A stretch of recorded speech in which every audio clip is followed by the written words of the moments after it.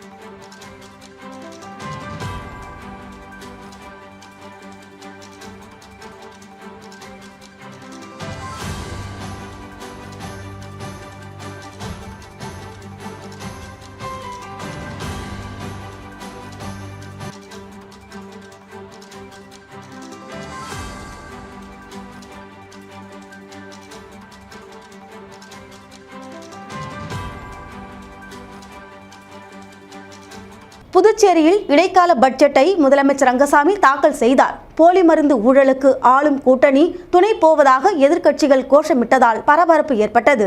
புதுச்சேரி சட்டப்பேரவையில் ஆண்டுதோறும் மார்ச் மாதம் பட்ஜெட் தாக்கல் செய்யப்படும். சட்டசபை தேர்தல் இன்னும் 2 மாதங்களில் நடைபெற உள்ளது. எனவே முழுமையான பட்ஜெட்டை தாக்கல் செய்ய முடியாது. இதனால் அரசின் 5 மாத செலவினங்களுக்கு ஒப்புதல் பெற்று இடைக்கால பட்ஜெட் தாக்கல் செய்யப்பட்டது. இதற்காக புதுவை சட்டசபை இன்று கூடியது. சட்டசபை சபாநாயகர் செல்வம் சபை நிகழ்வுகளை தொடக்கி வைத்தார். தொடர்ந்து இரங்கல் குறிப்பை சபாநாயகர் செல்வம் வாசித்தார். முன்னாள் சட்டமன்ற உறுப்பினர் சுப்பராயன், முன்னாள் நீதிபதி தாவூத் அன்சாரி, மகாராஷ்டிரா முன்னாள் துணை முதல்வர் அஜித் பவார் ஆகியோர்களுக்கு இரங்கல் தீர்மானம் நிறைவேற்றப்பட்டது.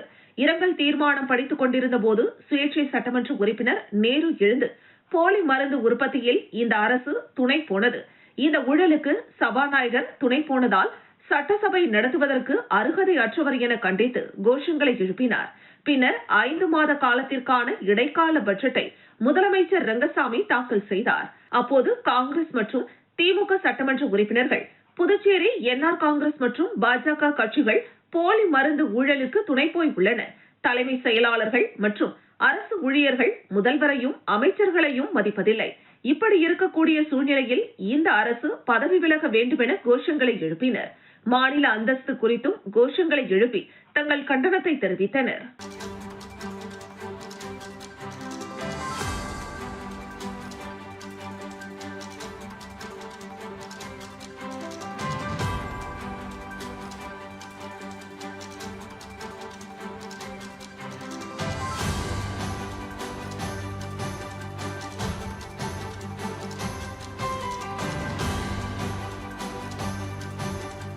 கமலா அறக்கட்டளை நடத்தும் இலவச தட்டச்சு மையத்தில் அரசு தேர்வுக்கான தேர்வு நுழைவுச் சீட்டினை சட்டமன்ற உறுப்பினர் வைத்தியநாதன் அவர்களும் கமலா அறக்கட்டளை முதன்மை செயலர் ரமா வைத்தியநாதன் அவர்களும் வழங்கினர். 16 ஆண்டுகளாக கமலா அறக்கட்டளை நடத்தும் இலவச தட்டச்சு பயிற்சி மையத்தில் பல மாணவர்கள் பயின்று அரசு சான்றிதழ்கள் பெற்று வருகின்றனர்.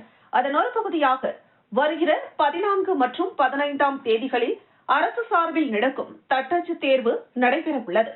அங்கு பயிலும் மாணவர்களுக்கு தேர்வுக்கான தேர்வு நுழைவுச் சீட்டினை சட்டமன்ற உறுப்பினரும் காங்கிரஸ் சட்டமன்ற கட்சி தலைவருமான வைத்தியநாதன், கமலா அறக்கட்டளை முதன்மை செயலர் ரமா வைத்தியநாதன் ஆகியோர் வழங்கினர்.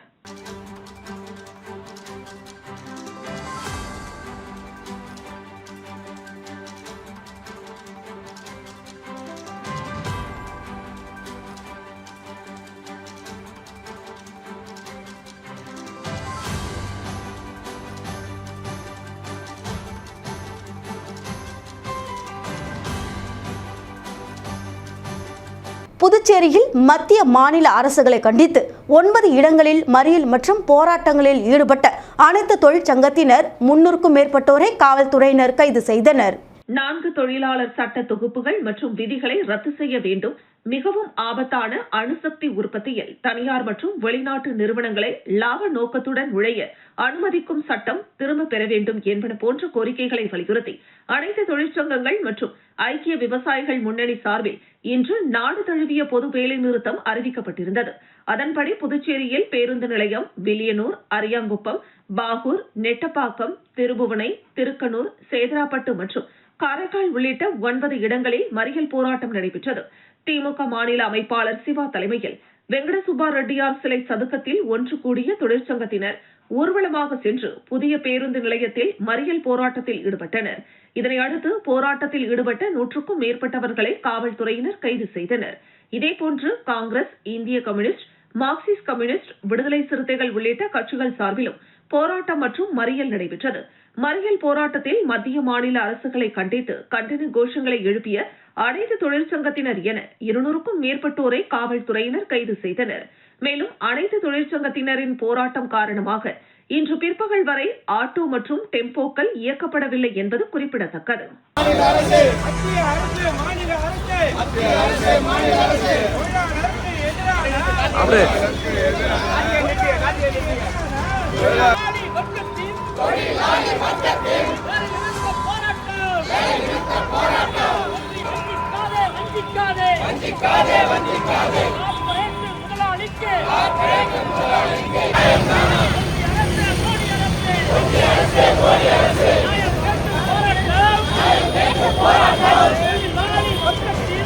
வீராம்பட்டினம் அருள்மிகு ஸ்ரீ செங்கழுநீர் அம்மன் ஆலய மகா கும்பாபிஷேக விழாவில் துணைநிலை ஆளுநர் கைலாஷ்நாதன் மற்றும் சட்டமன்ற உறுப்பினர் பாஸ்கர் என்கிற தட்சிணாமூர்த்தி உள்ளிட்ட ஆயிரக்கணக்கான மக்கள் கலந்து கொண்டு சுவாமி தரிசனம் செய்தனர். புதுச்சேரி வீராம்பட்டினம் கிராமத்தில் பழமை வாய்ந்த பிரசித்தி பெற்ற அருள்மிகு ஸ்ரீ செங்கழுநீரம்மன் ஆலயம் உள்ளது.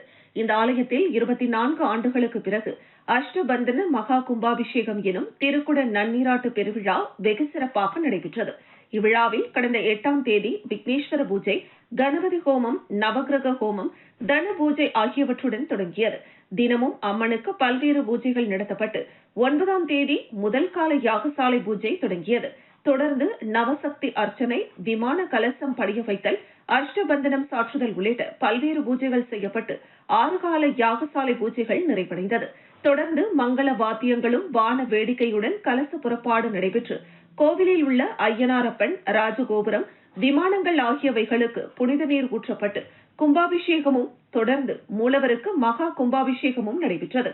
விழாவில் துணைநிலை ஆளுநர் கைலாஷ்நாதன், தொகுதியின் சட்டமன்ற உறுப்பினர் பாஸ்கர் என்கிற தட்சிணாமூர்த்தி ஆகியோர் சிறப்பு விருந்தினர்களாக கலந்து கொண்டு சுவாமி தரிசனம் செய்தனர். அவர்களுக்கு கோவில் நிர்வாகத்தின் சார்பில் பொன்னாடை போற்றி மாலை அணிவித்து மரியாதை செய்தனர். வீராம்பட்டினம் மட்டுமின்றி 20ற்கும் மேற்பட்ட கிராமங்களைச் சேர்ந்த ஆயிரக்கணக்கான பக்தர்கள் கலந்து கொண்டு பக்தி பரவசத்துடன் சுவாமி தரிசனம் செய்தனர். கும்பாபிஷேக விழாவில் நூற்றுக்கணக்கான காவல்துறையினர் பாதுகாப்பு பணியில் ஈடுபடுத்தப்பட்டிருந்தனர். விழாவிற்கான ஏற்பாடுகளை வீராம்பட்டினம் கிராமத்தை சேர்ந்த திருப்பணிக்குழு மக்கள் மற்றும் ஆலய நிர்வாகம், ஊர் முக்கியஸ்தர்கள், இளைஞர்கள் ஆகியோர் செய்திருந்தனர். கும்பாபிஷேக விழாவில் கலந்து கொண்ட பக்தர்களுக்கு பல்வேறு அமைப்புகள் சார்பில் அன்னதானமும் வழங்கப்பட்டது.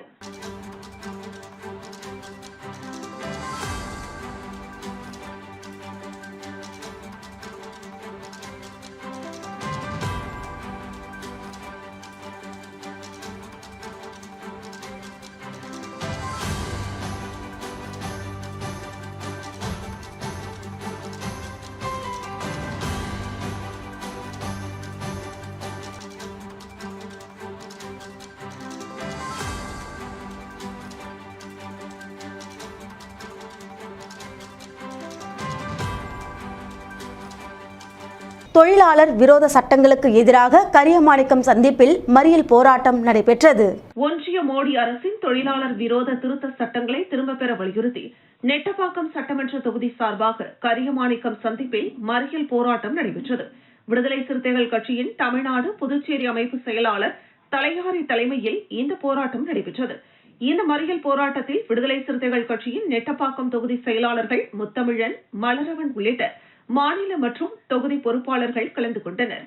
இளந்தென்றல், கதர் பிரபாகரன், சங்க தமிழன், மணி, கௌதமன், செம்மொழியான், பாவாணன், மகி, பொன்னன், வில்லேந்தி, ஆதிரை, பலராமன், மூர்த்தி, குரு முதல்வன், தமிழரசன், சதீஷ், ராமகிருஷ்ணன், கனியமுதன், சேத்திலால், ஏழுமலை, ராமாதேவி, லட்சுமி, பாக்கியலட்சுமி, அஞ்சா கரிகாலன் உள்ளிட்ட பலர் கலந்து கொண்டனர்.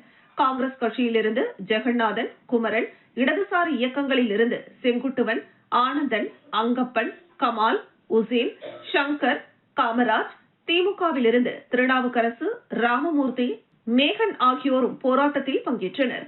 இந்த மறியல் போராட்டத்தில் 100க்கும் மேற்பட்டோர் கலந்து கொண்டு தொழிலாளர் உரிமைகளுக்கு எதிரான சட்டங்களை உடனடியாக திரும்ப பெற வேண்டும் என ஒன்றிய அரசை வலியுறுத்தினர். மத்திய தொழிற்சங்கங்களில் பொது வேலை நிறுத்தம் காரணமாக அசம்பாவித சம்பவங்கள் ஏற்படாமல் இருக்க பலத்த காவல்துறை பாதுகாப்பு போடப்பட்டிருந்தது. மத்திய அரசின் கொள்கைகளுக்கு எதிர்ப்பு தெரிவித்து பல்வேறு தொழிற்சங்கங்களின் கூட்டமைப்பு சார்பில் நாடு முழுவதும் இன்று வேலைநிறுத்த போராட்டம் நடைபெற்றது. இந்த நிலையில் புதுச்சேரியில் வழக்கம் போல் அரசு மற்றும் தனியார் பேருந்துகள், ஆட்டோ, டெம்போக்கள் இயக்கப்பட்டன. மேலும் கடைகளும் திறக்கப்பட்டிருந்தன. அசம்பாவித சம்பவங்கள் ஏற்படாமல் இருக்க பேருந்து நிலையம் உள்ளிட்ட நகரின் முக்கிய இடங்களில் காவல்துறையினர் பாதுகாப்பு பணியில் ஈடுபடுத்தப்பட்டனர். கஞ்சா கடத்திய வழக்கில் 6 பேருக்கு 10 ஆண்டுகள் சிறை தண்டனை விதிக்கப்பட்டுள்ளது. முதலியார்பேட்டை காவல் ஆய்வாளர் இனியன் மற்றும் காவல்துறையினர் ரோந்து பணியின் போது 100 அடி சாலையில் கஞ்சா கடத்துவதாக ரகசிய தகவல் கிடைத்தது. அதன் அடிப்படையில் காவல்துறையினர் வாகன சோதனை செய்தபோது 2 கார்கள் மற்றும் ஒரு இருசக்கர வாகனத்தில் 45 கிலோ கஞ்சா கடத்திய விழுப்புரம் மாவட்டத்தை சேர்ந்த தமிமுல் அன்சாரி, ஷாருக்கான், ராஜீவ்காந்தி, மனோஜ்குமார் அப்துல் கலாம், நயினார் மண்டபத்தை சேர்ந்த செந்தில்குமார் ஆகியோரை கைது செய்தனர். இந்த வழக்கின் விசாரணை புதுச்சேரி போதைப் பொருள் தடுப்பு சிறப்பு நீதிமன்றத்தில் நடைபெற்று வந்தது. சாட்சிகள் விசாரணை முடிவுற்ற நிலையில் போதைப் பொருள் தடுப்பு நீதிமன்றம் தீர்ப்பு வழங்கியது. அதில் 45 கிலோ கஞ்சா கடத்திய 6 பேர் மீதான குற்றச்சாட்டு சாட்சிகள் விசாரணையில் சந்தேகத்திற்கு இடமின்றி நிரூபணமாவதால் குற்றவாளிகள் என தீர்ப்பளித்து 10 ஆண்டுகள் கடுங்காவல் தண்டனையும் 2 லட்சம் ரூபாய் அபராதமும் விதித்து தீர்ப்பு வழங்கப்பட்டுள்ளது. லட்சிய ஜனநாயக கட்சியின் தலைவர் Jose Charles Martin Kamarajar Nagar தொகுதியில் போட்டியிட வேண்டும் என அழைப்பு விடுத்து ஆழ்கடலில் இளைஞர்கள் பேனர் வைத்துள்ளனர். புதுச்சேரி காமராஜர் தொகுதிக்குட்பட்ட சாமிப்பிள்ளை தோட்டம் பகுதியைச் சேர்ந்தவர் ஜாகிர். இவர் என்ஆர் காங்கிரஸ் பிரமுகர். என்ஆர் காங்கிரஸ் கட்சியிலிருந்து லட்சிய ஜனநாயக கட்சியில் இணைய உள்ளார். இதனையொட்டி லட்சிய ஜனநாயக கட்சி தலைவர் Jose Charles Martin Kamarajar Nagar தொகுதியில் போட்டியிட வேண்டும் என்று விருப்பப்பட்டு ஆழ்கடலில் லட்சிய ஜனநாயக கட்சிக்கு வாக்களிப்பீர் என்று பேனர் வைத்து பிரச்சாரத்தை துவக்கியுள்ளார். அந்த பேனரில் தேசிய மன்ற தலைவர் ரீகன் ஜான்குமார் படம் இடம்பெற்றுள்ளது. இந்த நிலையில் இந்த பேனர் காமராஜர் தொகுதி மக்களிடையே பெரும் சந்தோஷத்தை ஏற்படுத்தியுள்ளதாக தெரிகிறது. இந்த வீடியோ சமூக வலைதளத்தில் வைரலாகி வருகிறது. போராட்டத்தில் காயமடைந்த வவுச்சர் ஊழியர்களை டிஐஜி சத்யசுந்தரம், முதுநிலை காவல் கண்காணிப்பாளர் கலைவாணன் ஆகியோர் நேரில் சந்தித்து ஆறுதல் கூறினார். புதுச்சேரி வெங்கடசுப்பா ரெட்டியார் சிலை அருகே நேற்று சுதந்திர போராட்ட வீரர் சிங்கார வேலனார் நினைவு தினத்தை முன்னிட்டு அரசு விழா நடைபெற்றது. இதில் கலந்து கொண்டு சிலைக்கு மாலை அணிவிக்க வருகை தந்த முதலமைச்சரின் வாகனத்தை முற்றுகையிட முயன்று பொதுப்பணித்துறை வவுச்சர் ஊழியர்கள் திடீர் போராட்டத்தில் ஈடுபட்டனர். முதலமைச்சர் வருவதற்கு முன்பாகவே சுமார் 1 மணி நேரத்திற்கும் மேலாக போராட்டக்காரர்களை அப்புறப்படுத்த காவல்துறை முயன்றது. அப்போது போராட்டக்குழு தலைவரை காவல்துறையினர் கைது செய்த நிலையில் இருதரப்பிற்கும் இடையே கடுமையான தள்ளுமுள்ளு ஏற்பட்டது. இந்த மோதலில் போராட்டக்காரர்கள் தாக்கியதில் காவல் அதிகாரிகள், காவல் உதவி ஆய்வாளர்கள், பெண் காவலர்கள் என பலருக்கும் காயம் ஏற்பட்டது.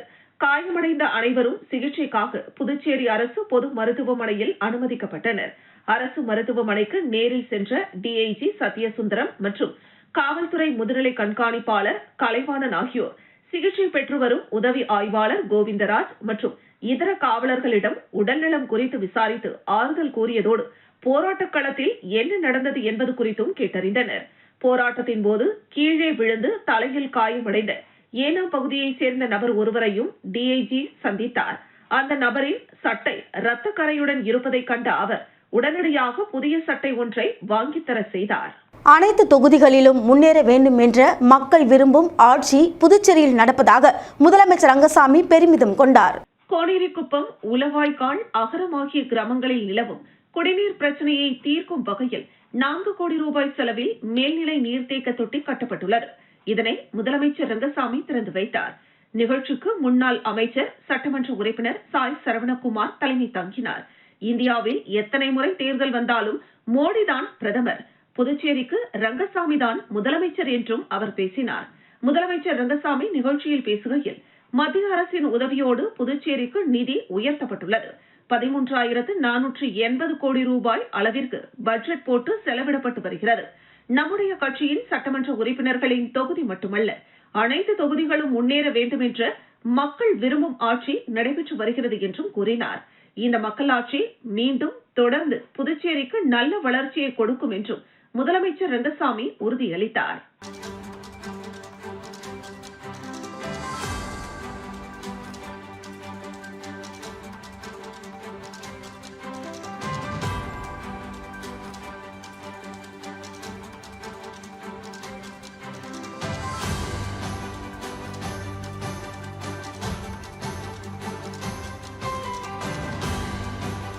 உடம்பில் உள்ள அதிக அளவு இன்சுலின் மற்றும் உணவில் அதிக அளவு உப்பு சேர்ப்பதால் உலக அளவில் ஆண்டுதோறும் 1,10 லட்சம் பேர் உயிரிழப்பதாக ஈஸ்ட் கோஸ்ட் மருத்துவமனையின் தலைவர் டாக்டர் முருகேசன் தெரிவித்தார். புதுச்சேரியில் செய்தியாளர்களை சந்தித்த டாக்டர் முருகேசன், புதுச்சேரியில் அமைந்துள்ள ஈஸ்ட் கோஸ்ட் மருத்துவமனை 50க்கும் மேற்பட்ட சிறுநீரக மாற்று அறுவை சிகிச்சைகளை வெற்றிகரமாக நிறைவு செய்துள்ளது. 3ஆம் நிலை மருத்துவ சேவைகளில் தனது திறனை வெளிப்படுத்துவதாக இந்த நிகழ்வு அமைந்துள்ளது. சிறுநீரக மாற்று அறுவை சிகிச்சையால் புதுச்சேரி மட்டுமின்றி அண்டை மாநிலமான தமிழகத்தில் இருந்தும் பல நோயாளிகளுக்கு பயனளித்துள்ளது என்று தெரிவித்தார். உடம்பில் உள்ள இன்சுலின் அதிகரிப்பு மற்றும் உணவில் சேர்க்கப்படும் உப்பு ஆகியவற்றின் காரணமாக உலக அளவில் ஆண்டுதோறும் 1,10,00,000 பேர் உயிரிழப்பதாகவும், சர்க்கரை நோய் மற்றும் உயர் ரத்த அழுத்தத்தால் 100-75 பேருக்கு சிறுநீரக செயலிழப்பு ஏற்படுவதாக டாக்டர் முருகேசன் தெரிவித்தார்.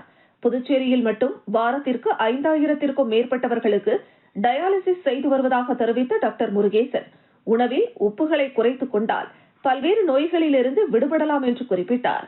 மேலும் உப்புகளால் ஏற்படும் நோய்களிலிருந்து விடுபடும் வகையில் மேலும் சால்ட்ஸ் அண்ட் ஹால்ஸ் என்ற அரசு அமைப்புகளால் அங்கீகரிக்கப்பட்ட சிறப்பு உப்புகள் அறிமுகப்படுத்தப்பட்டன. இவை நீரிழிவு, உயர் ரத்த அழுத்தம், பக்கவாதம், இதய அடைப்பு, புற்றுநோய், உடல் பருமன், சிறுநீரக செயலிழப்பு உள்ளிட்ட தொற்றாத நோய்கள் தடுப்பு, கட்டுப்பாடு மற்றும் மேலாண்மையை அதிகரிக்கும் வகையில் உருவாக்கப்பட்டுள்ளன. இந்த தயாரிப்புகள் மிக விரைவில் ஆன்லைனில் கிடைக்க உள்ளன என்று தெரிவித்தார். பாகூர் தொகுதியில் தேசிய மருத்துவ குழு அபார சாதனை படைத்துள்ளது. சிறந்த மனிதநேய சேவையாக தேசிய மன்ற மருத்துவ குழு பாகூர் தொகுதியில் பல நோயாளிகளுக்கு தொடர்ந்து மருத்துவ உதவிகளை வழங்கி வருவது பொதுமக்கள் மத்தியில் பாராட்டை பெற்றுள்ளது. பாகூர் ஈஸ்வரன் கோவில் தெருவை சேர்ந்த சேகர் தனியார் நிறுவனத்தில் காவலாளியாக பணிபுரிபவர். 5 மாதங்களுக்கு முன்பு கோரிமேடு பகுதியில் ஏற்பட்ட சாலை விபத்தில் கடுமையாக காயமடைந்த அவர் ஜிப்மர் மருத்துவமனையில் தீவிர சிகிச்சை பெற்று மூளை அறுவை சிகிச்சையும் மேற்கொண்டார். நீண்ட நாள் சிகிச்சைக்கு பிறகு தற்பொழுது வீடு திரும்பியுள்ள நிலையில் அவரது குடும்பம் கடும் பொருளாதார நெருக்கடியில் சிக்கியது. தொடர்ந்து பயன்படுத்த வேண்டிய மருத்துவ உபகரணங்களையும் தினசரி மருத்துவ பராமரிப்புகளையும் மேற்கொள்ள முடியாமல் குடும்பத்தினர் தவித்தனர். இந்த நிலையை அறிந்த தேசிய மன்ற தலைவர் ரீகன் ஜான்குமார் ஏற்பாட்டில் தேசிய மன்ற மருத்துவ குழுவினர் மனிதநேய உணர்வுடன் உடனடி உதவிகளை செய்து வருகின்றனர். தினமும் சேகரின் இல்லத்திற்கு சென்று தேவையான மருந்துகள் வழங்குதல், உடல்நிலை பரிசோதனை, தொடர்ந்து செய்ய வேண்டிய சிகிச்சைகள் ஆகியவை மேற்கொள்ளப்பட்டு வருகின்றன. இதன் மூலம் சேகரின் உடல்நிலையும் கணிசமான முன்னேற்றம் ஏற்பட்டுள்ளது. இதேபோல் குருவிநத்தம் பகுதியைச் சேர்ந்த 57 வயதான பாலசுப்ரமணியன் வாகன விபத்தில் காயமடைந்து அறுவை சிகிச்சை பெற்ற பின்னர் வீட்டில் ஓய்வில் உள்ளார். இவருக்கும் தேசிய மன்ற மருத்துவ குழுவினர் தினமும் வீட்டிற்கு சென்று மருத்துவ சிகிச்சை, பிசியோதெரபி மற்றும் அக்குபஞ்சர் சிகிச்சை அளித்து வருகின்றனர். பாலசுப்ரமணியனின் மனைவி சிவகங்கை கூறுகையில், தேசிய மருத்துவ குழு தினமும் எங்கள் வீட்டிற்கே வந்து சிகிச்சை செய்து வருகின்றனர். எனது கணவரின் உடல்நலம் முன்னேற்றம் அடைந்துள்ளது. ரீகன் ஜான்குமார் மற்றும் ஜோஸ் சார்லஸ் மார்டினுக்கு நன்றி என்றார். மேலும் மூர்த்திக்குப்பத்தை சேர்ந்த தனசேகர் விபத்தால் இடுப்புக்கு கீழே உணர்வு இழந்த நிலையில் இருந்தார். தேசிய மன்ற மருத்துவ குழுவின் தொடர்ச்சியான சிகிச்சையால் தற்போது அவரது உடல்நிலையில் நல்ல முன்னேற்றம் ஏற்பட்டுள்ளதாக தெரிவித்தார். தேசிய மன்ற தலைவர் ரீகன் ஜான்குமார் கூறுகையில், பாகூர் தொகுதி முழுவதும் நோயால் அவதிப்படும் மக்களை கண்டறிந்து தேவையான சிகிச்சை வழங்கி வருகிறோம். சிகிச்சை பெற்று வருபவர்களின் உடல்நிலையில் முன்னேற்றம் காண்பது மகிழ்ச்சி அளிக்கிறது என்றார். அருள்மிகு ஸ்ரீ குரு ஸ்ரீ சீரடி சாய்பாபா ஆலயத்தில் உள்ள ஸ்ரீ யோகேஸ்வரி உடனுரை ஸ்ரீ யோகேஸ்வரர் ஆலயத்தில் 4ஆம் ஆண்டு மகா சிவராத்திரி விழா வரும் 15ஆம் தேதி வெகு சிறப்பாக நடைபெற உள்ளது. புதுச்சேரி மாநிலம் பாகூர் கொம்யூன் முள்ளோடை கிராமத்தில் அருள்மிகு ஸ்ரீ குரு ஸ்ரீ சீரடி சாய்பாபா ஆலயம் உள்ளது.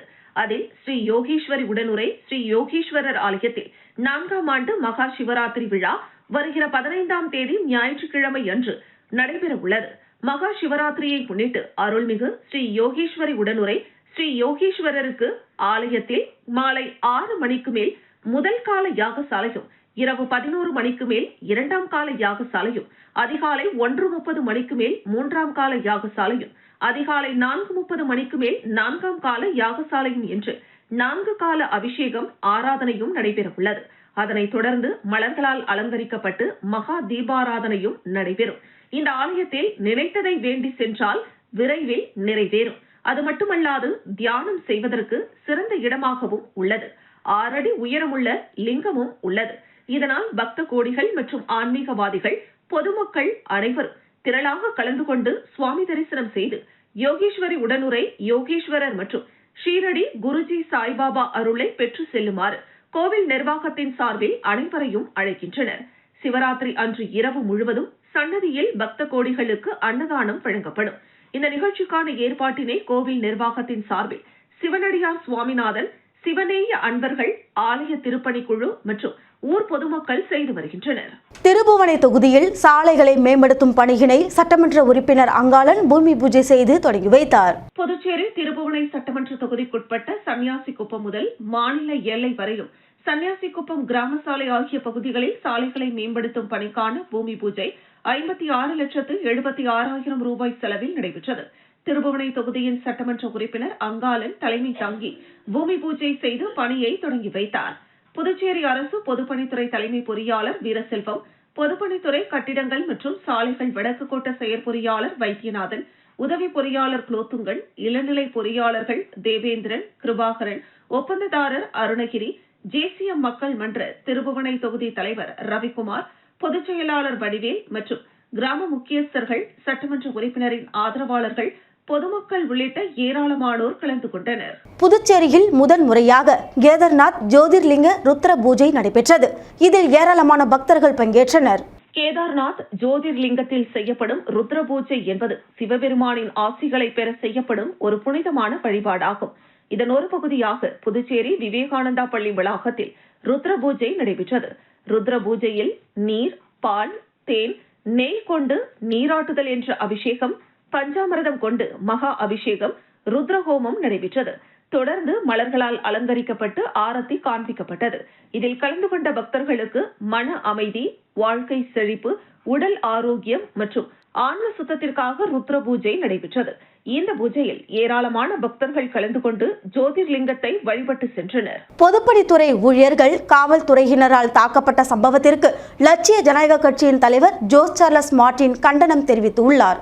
லட்சிய ஜனநாயக கட்சியின் நிறுவன தலைவர் ஜோஸ் சார்லஸ் மார்டின் வெளியிட்டுள்ள வீடியோ பதிவில், புதுச்சேரி பொதுப்பணித்துறையில் பணியாற்றும் வவுச்சர் ஊழியர்கள் காவல்துறையினரால் தாக்கப்பட்ட சம்பவத்தை நான் வன்மையாக கண்டிப்பதாக குறிப்பிட்டுள்ளார். தங்களை நிரந்தரம் செய்ய வேண்டும் என நியாயமான கோரிக்கையுடன் போராடிய அவர்கள் மீது இவ்வளவு தீவிரமான நடவடிக்கை தேவையற்றது. இவ்விவகாரத்தில் துணைநிலை ஆளுநர் மற்றும் முதலமைச்சர் தலையிட்டு ஊழியர்களை அழைத்து பேசி சுமூக தீர்வு காண வேண்டும் என அந்த வீடியோ பதிவில் அவர் கோரிக்கை விடுத்துள்ளார். தலைமை தேர்தல் ஆணையம் ஒருதலை பட்சமாக செயல்படுகிறது என்றும், கூட்டணி குறித்து பேசிக் கொண்டிருப்பதாகவும், அதன் முடிவு விரைவில் வெளியாகும் என்றும் பாமக நிறுவனர் மருத்துவர் ராமதாஸ் தெரிவித்துள்ளார். விழுப்புரம் மாவட்டம் திண்டிவனம் அடுத்த தைலாபுரத்தில் பாமக நிறுவனர் மருத்துவர் ராமதாஸ் செய்தியாளர்களை சந்தித்தார். அப்போது மருத்துவர் ராமதாஸ் பேசுகையில், பொய்யும் புரட்டுமே அரசியலாக நடத்தும் ஒரு கூட்டம் உள்ளது. நாங்கள் அந்த கூட்டத்தை கட்சியிலிருந்து எடுத்துவிட்டோம். அவர்களோடு சேர்ந்த கூட்டம் பொய் பேசுவது, பிறர் மனம் புண்படும்படி பேசுவது, என்னை மட்டுமல்ல 26 ஆண்டு காலம் உழைத்து வரும் GK மணியை வசைபாடுவதை செய்து வருகின்றனர். அந்த பொய்யர் கூட்டம் என்னை அரசியலில் இருந்தே ஒழித்துவிட வேண்டும் என ஏதேதோ பேசுகின்றனர். டெல்லி உயர்நீதிமன்றம் சென்று தேர்தல் ஆணையத்தில் சில அதிகாரிகளை வைத்துக் கொண்டு தேர்தல் ஆணையமே வழக்கு தொடுப்பது வேடிக்கை. ஊடகங்களில் அன்புமணி வெற்றி பெற்றதாக ஒளிபரப்பியது ஊடக தர்மத்திற்கு எதிரானது. சில மணி நேரத்திற்கு பிறகு திருத்திக் கொண்டு உண்மையை வெளியிட்டனர். மீண்டும் இதுபோல் நடக்காமல் உறுதிப்படுத்தி செய்தியை வெளியிட வேண்டும் என பாசத்தோடு கேட்டுக்கொள்கிறேன். அன்புமணி பாமகவில் அடிப்படை உறுப்பினரில் இருந்து எடுக்கப்பட்டார். பொய்யாக பேசி அவரும் குழம்பி ஊடகத்தை குழப்பி மக்களை ஏமாற்றுகிறார். ஒழுங்கு நடவடிக்கை குழுவின் பரிந்துரை அடிப்படையில் அன்புமணி நீக்கப்பட்டார். தேர்தல் ஆணையம் தன்னிச்சையாக எங்களுக்கு தெரியாமல் பொய்யர் கூட்டத்திற்கு சார்பாக வழக்கை போட்டுள்ளது. இந்த கேவலமான செயலை தலைமை தேர்தல் ஆணையம் செய்துள்ளது. ஊடகங்கள் உண்மையை சொல்லுங்கள், உண்மையை முதன்மையாக சொல்லுங்கள். அரை மணி நேரத்திற்கு பிறகுதான் உண்மையை சொன்னார்கள். இது ஊடக தர்மம் அல்ல. நீதிமன்றம் தேர்தல் ஆணையம் வழக்கு போட வேண்டிய அவசியம் இல்லை என கூறி தேர்தல் ஆணையத்தின் முகத்தில் கரியை பூசியுள்ளது. தேர்தல் ஆணையம் மீண்டும் மீண்டும் தவறு செய்கிறது. கூட்டணி குறித்து பேசிக் கொண்டிருக்கிறோம். அதன் முடிவு விரைவில் வெளியாகும். இவ்வாறு அவர் கூறினார். இந்த செய்தியாளர்கள் சந்திப்பின் போது செயல் தலைவர் ஸ்ரீகாந்தி, கௌரவ தலைவர் GK மணி, தலைமை நிலைய செயலாளர் அன்பழகன், விழுப்புரம் மாவட்ட செயலாளர் ஜெயராஜ் உள்ளிட்ட பலர் உடனிருந்தனர். விருத்தாச்சலம் வேளாண் ஒழுங்குமுறை விற்பனை கூடத்தில் நெல் உள்ளிட்ட விளை பொருட்களுக்கு உரிய விலை கொடுக்கவில்லை என கூறி விவசாயிகள் சாலை மறியல் போராட்டத்தில் ஈடுபட்டனர். கடலூர் மாவட்டத்திலேயே மிகப்பெரிய ஒழுங்குமுறை விற்பனை கூடமாக விருத்தாச்சலம் வேளாண் ஒழுங்குமுறை விற்பனை கூடம் அமைந்துள்ளது. இந்த ஒழுங்குமுறை விற்பனை கூடத்தில் நெல், உளுந்து, மணிலா, கம்பு, எள் உள்ளிட்ட பல்வேறு தானியங்கள் விவசாயிகளிடமிருந்து கொள்முதல் செய்யப்படுகின்றன. அறுவடை காலங்களில் மட்டும் 1 கோடி ரூபாய்க்கு மேல் இந்த ஒழுங்குமுறை விற்பனை கூடத்தில் விவசாய விளைபொருட்கள் கொள்முதல் செய்யப்படும். அந்த வகையில் தற்போது நெல் அறுவடை நடந்து வருவதால் விவசாயிகள் தாங்கள் விளைவித்த நெல் மற்றும் உளுந்து தானியங்களை விற்பனைக்காக கொண்டு வந்து விருத்தாச்சலம் ஒழுங்குமுறை விற்பனை கூடத்தில் குவித்து வருகின்றனர். நேற்று இரவு விவசாயிகள் தாங்கள் அறுவடை செய்த நெல்லை பயிர்களை விற்பதற்காக கொண்டு வந்தனர். விவசாயிகள் கொண்டு வந்த நெல் பயிருக்கு உரிய விலை கொடுக்கவில்லை. நேற்று 2123 ரூபாய் நெல் மூட்டை விலை போனது. ஆனால் இன்று 1500 ரூபாய் விலை நிர்ணயிக்கப்பட்டது. இதனால் அதிர்ச்சியடைந்த விவசாயிகள் திடீரென விருத்தாச்சலம் வேளாண் ஒழுங்குமுறை விற்பனை கூடம் முன்பு விருத்தாச்சலம் கடலூர் சாலையில் அமர்ந்து திடீரென சாலை மறியல் போராட்டத்தில் ஈடுபட்டனர். இதுகுறித்து தகவல் கிடைத்து விரைந்து வந்த விருத்தாச்சலம் காவல்துறையினர் சமாதானப்படுத்தி அதிகாரிகளிடம் தெரிவித்து உரிய விலை நிர்ணயிக்கப்படும் என உறுதியளித்தனர். இதனை ஏற்க மறுத்து விவசாயிகள் போராட்டத்தில் ஈடுபட்டனர். பின்னர் சம்பவ இடத்திற்கு வந்த விருத்தாச்சலம் வருவாய் வட்டாட்சியர் அரவிந்த் விவசாயிகளிடம் பேச்சுவார்த்தை நடத்தினார். சரியான விலை உடனடியாக நிர்ணயம் செய்ய நடவடிக்கை எடுக்கப்படும் என கூறி உறுதியளித்ததன் அடிப்படையில் போராட்டத்தை கைவிட்டு அங்கிருந்து கலைந்து சென்றனர். இதனால் விருத்தாச்சலம் கடலூர் சாலையில் 1 மணி நேரம் போக்குவரத்து பாதிக்கப்பட்டது. விருத்தாச்சலம் பாலக்கரையில் CITU ஒருங்கிணைப்பு சார்பில் பொது வேலை நிறுத்தம் மறியல் போராட்டம் நடைபெற்றது. கடலூர் மாவட்டம் விருத்தாச்சலம் பாலக்கரையில் தொழிலாளர் விரோத 4 சட்ட தொகுப்புகளை திரும்ப பெற வேண்டும், 8 மணி நேர வேலை நேரத்தை 12 மணி நேரமாக உயர்த்தி தர வேண்டும், மின்சார சட்ட திருத்த மசோதா 2025 கைவிட வேண்டும், மகாத்மா காந்தி வேலை ஊரக வேலைவாய்ப்பு உறுதி சட்டத்தை அமல்படுத்த வேண்டும் உள்ளிட்ட 7 அம்ச கோரிக்கைகளை வலியுறுத்தி நாடு முழுவதும் பொது வேலை நிறுத்தம் மற்றும் மறியல் போராட்டம் நடைபெற்றது. கடலூர் மாவட்டம் விருத்தாச்சலம் பாலக்கரையில் மார்க்சிஸ்ட் கம்யூனிஸ்ட் கட்சி, விடுதலை சிறுத்தை கட்சி, தமிழ்நாடு காங்கிரஸ் கட்சி, CITU உள்ளிட்ட கட்சிகளை சார்ந்த 100க்கும் மேற்பட்டோர் விருத்தாச்சலம் பாலக்கரையில் மத்திய அரசுக்கு எதிராக கண்டன முழக்கமிட்டு சாலை மறியலில் ஈடுபட்டனர். மறியலில் ஈடுபட முயன்றவர்களை காவல்துறையினர் வலுக்கட்டாயமாக கைது செய்து பேருந்தில் அழைத்து சென்றனர். மீண்டும் தலைப்புச் செய்திகள். இடைக்கால பட்ஜெட்டை தாக்கல் செய்தார் முதலமைச்சர் ரங்கசாமி.